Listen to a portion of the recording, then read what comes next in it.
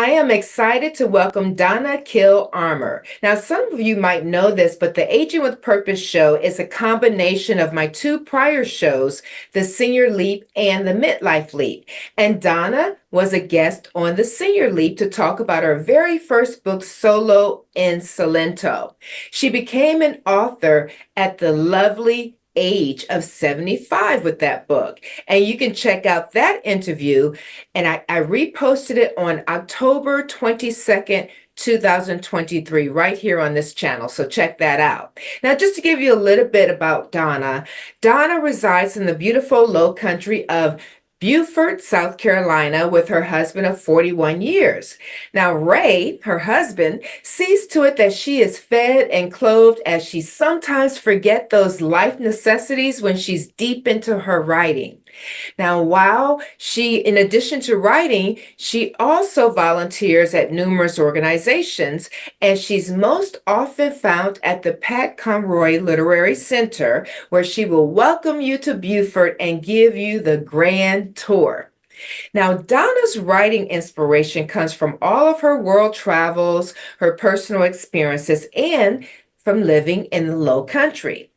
In October of 2023, she wrote her first mystery novel in the Gabbiano mystery series, and debuting book number one, The Red Starfish, and that was released in October 2023. Book number two in the series was released to June 2024, and book number three in the series, which is titled One Book Murders, will be released in 2025. Now, she's here today to share about book number two, titled Moringa, Tree of Life. Thank you, Donna, for joining us. I'm excited to hear about this book series. I already looked at the reviews and people are saying it's an amazing read. So Thank you, please, Nita. It's so good to see you again. Thank you you for the too. invitation. Thank you. Please share. This is exciting. Yes, it really is. And everything started with Solo in Salento. And the amazing part, I think for me, living in the Low Country is where all the magic happens for me. And so Solo in Salento was written. It took me forever to write. It didn't take me forever to write it. I like to tell people this. It took me about a year to write it and years to get up enough courage to get it published. So I want to encourage people that there are other authors in the same position that you are. So have faith, have courage, and step out. And then 2 years later, that book was translated into Italian, and I did a book tour in Italy. And out of Solo in Salento, all the titles for these first three books in the mystery story originate. And so the Red Starfish comes out of Solo in Salento because that was where that small little town, Otranto, in the heel of the Italian boot, I purchased a red starfish. And it was a very significant time in my life when I was there. So when I was thinking about this mystery series, I thought about two things. I thought about creating a very expensive necklace that a lot of people would really do a lot of different things to maybe get to that necklace. And I also talked about starfish and the ecology of the ocean, because these little starfish really keep the balance of the shallow end of the ocean. And so I kind of wove those stories together. But the story is basically about two women, lifelong friends, to the point where they were born on the same day to mothers that were best friends. And Caterina Maria Lucia Gabbiano and Stella Lombardi were best friends. And every summer from the very earliest age, they would go to this little town in Italy, Castello del Mare, and spend summers with their family. So they grew up bilingual. They were Italian American to start with. You can tell by their last names. The thing that is so heartbreaking you find from the very first page is when Kat, who is the protagonist, says, we were more than friends. We were more than sisters. We were more like twins, with Stella being born before me and power creating, that control thing all her life. And she said, I grew up with my mother always saying, why can't you be more like Stella? So this is a rocky relationship. It's a love-hate almost. Kat has started out as an accountant. She hates it, and she feels the call of the low country and her Nona's cooking, and she goes back to school, to culinary school, and becomes a caterer. Stella, on the other hand, becomes a famous movie star and lives in Italy. They do try to connect from time to time, and now they're planning this major reunion. Kat's going to take a sabbatical and go to work for a year at an Italian restaurant in their little hometown, in their little town where they always frequent. And Stella has said, well, let's get together a few months before so we have time to catch up. Well, just several weeks before Kat's flight, she received a message, a desperate message left on her phone from Stella, asking for help, begging for help, asking her to come immediately. And when she places the phone calls to the people that they both know, she discovers Stella has disappeared. She drops what she's doing, hops on a plane, and arrives in Castella del Mare, not knowing what is going on. And of course, there's murder, there's mayhem, there's mafia, there's good food and wine, there's a whole spectrum of different things.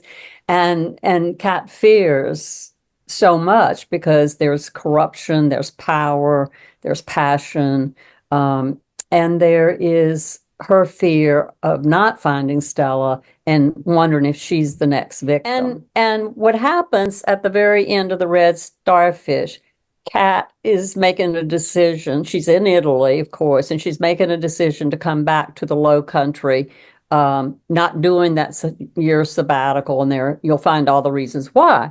So she comes back to the Low Country, and of course her business has suffered as a result of her being gone. Now, Moringa, Tree of Life, so again from Solo and Salenta, Tree of Life represents the gorgeous mosaic floor in the main cathedral in a little town called Otranto, Italy, which of course was where I was in Solo and Salento. It was designed in 1163, and it's an amazing tree of life. And so I knew I wanted to capture that, but I wasn't sure how. And then I read an article in the New York Times about moringa trees, and they have been around for well over 5,000 years. They have been used for food, for healing, for fertilizer. Every piece of this tree can be used. So my themes, again, are intertwined with the tree of life, world hunger, sustaining. It also includes drug traffic, not drug trafficking, human sex trafficking, and a whole variety of things that are taking place right under our noses that we really like to put on our little blinders and not look at. And right here in Beaufort, right after my book came out, 2 weeks after it came out, it hit the headlines. They were breaking up a group of human traffickers. And so that's really important to me. And in this book, again, Kat is the protagonist. There are still attachments to Italy, but she's trying to restart her business. An old school chum calls her and wants to meet with her. Unbeknownst to her, he's an undercover, or he tells her he's an undercover FBI agent, and that a place that she's been planning to have a big wedding reception is off limits because there's a sting operation being set up there, and he demands that she withdraw from that place, which, if you can imagine, would be very difficult to do.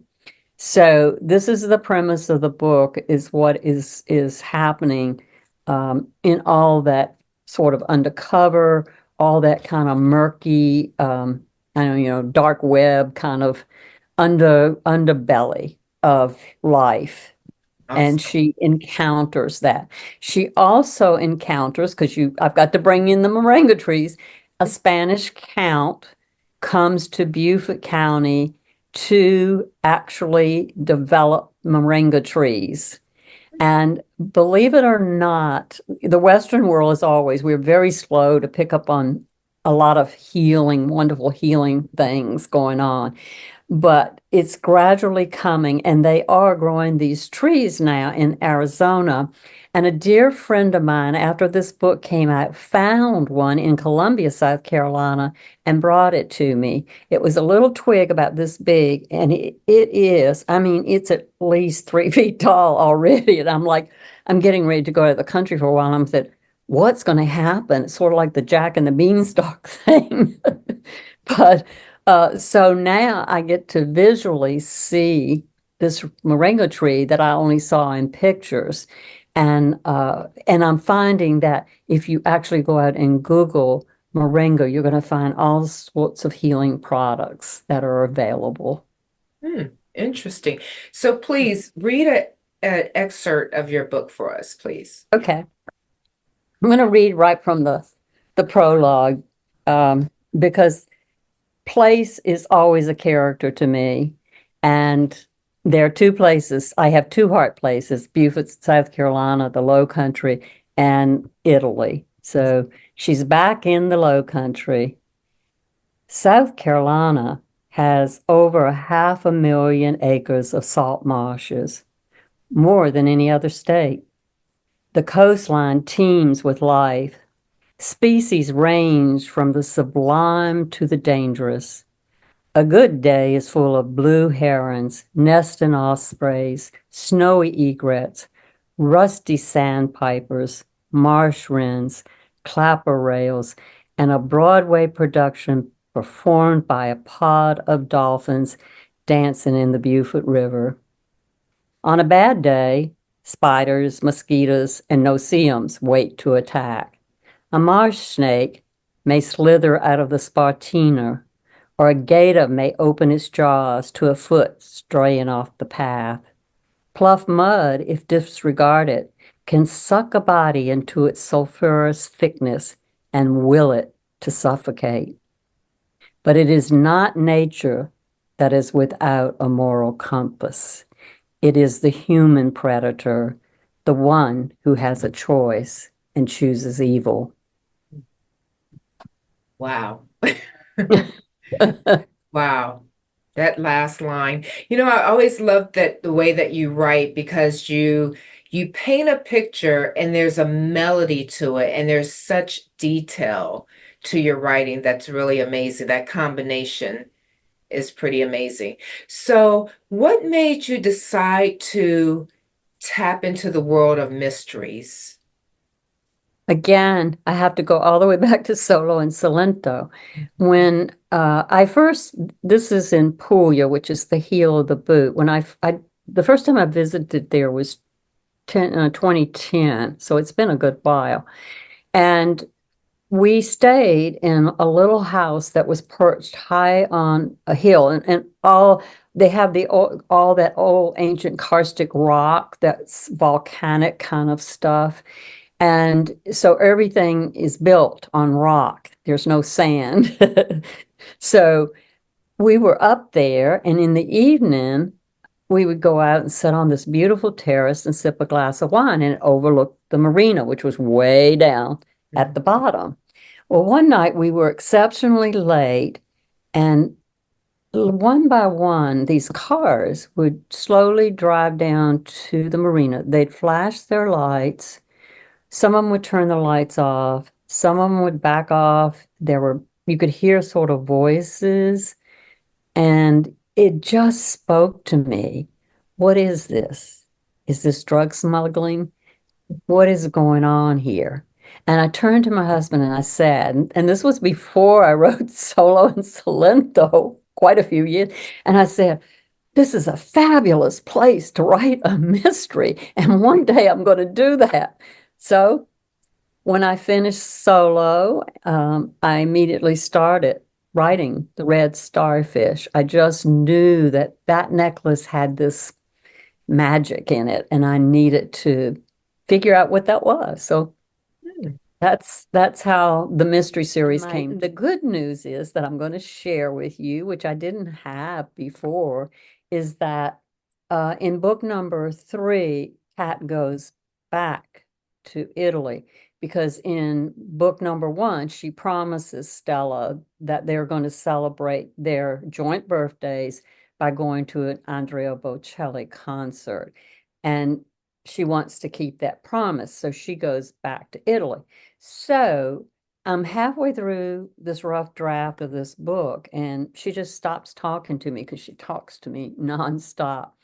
And she just stopped talking, and I'm going, "What's wrong?" And she said, "I have to know whether this book is ending here in Italy because I need to get back to the Low Country."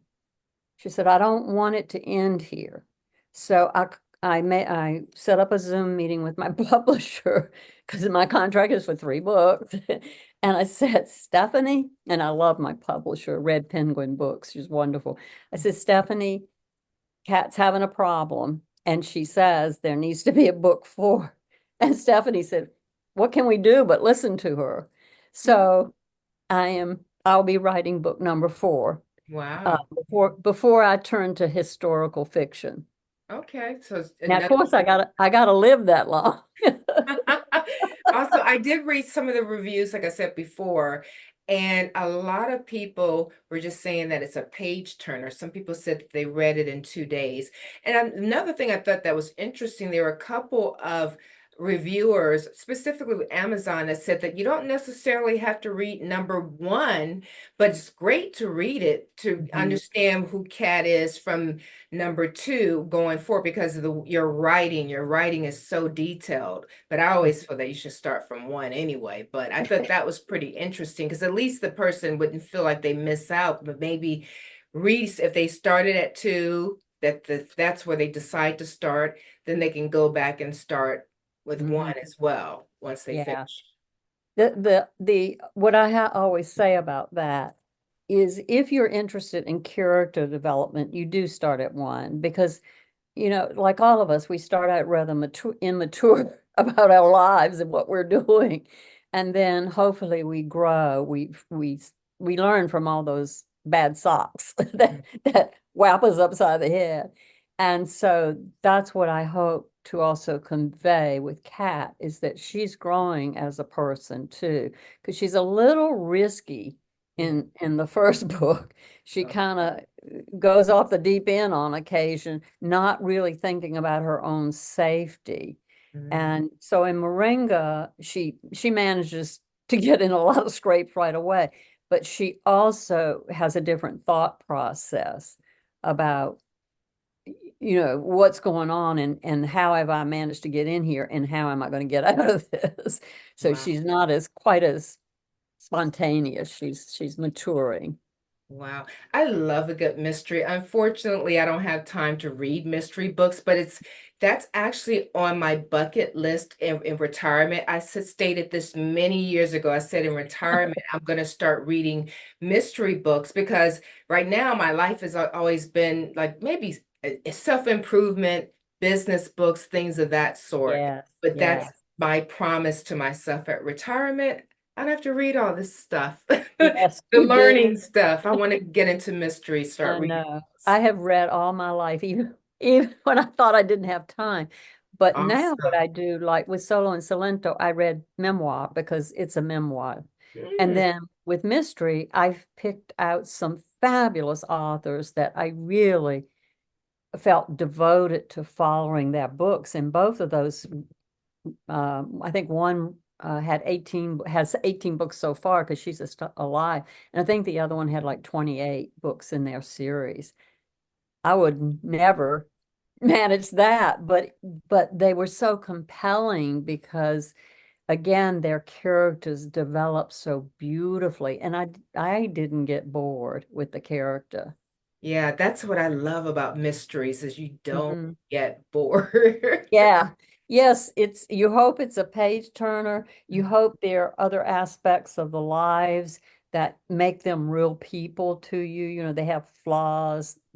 You love them, you hate them, all those kinds of things.